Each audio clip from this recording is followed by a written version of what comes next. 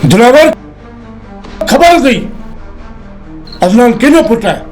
जमील खान मूं एक कातिल ते हथ खयो है, के वडेरे या के बेगुनाह ते न। तू विसारे वेठो ही सिंध है, कानून मुझे अगे झुकदो है, मुझे हुक्म का सवाइ को पल भी ना चुरदो। सिंध जा माण्हू अॼु बि तव्हां जहिड़े ज़ालिम वॾेरनि जे हेठि आहिनि, पर यादि रख ज़ुल्म जी ज़िंदगी डिघी न हूंदी आहे। तू मुझे साम्हूं बि ॻाल्हाईंदे एक पुलिस वारे मुझे पुट ते हथ खयो। तू नथो समझी मुझी ताकत छा है?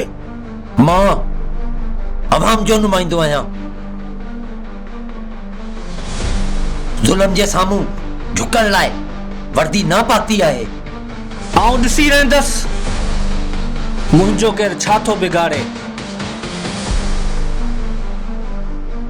ताकत जो नशो ज़हर वांगुरु हूंदो आहे अदनान, ऐं जॾहिं ला थींदी आहे न त माण्हू पंहिंजे पेरनि ते बीह न सघंदो आहे।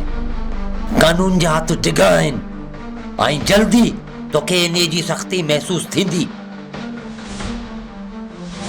तू मुझे साम्हूं भी मुझे पुट के धमकी दो दी।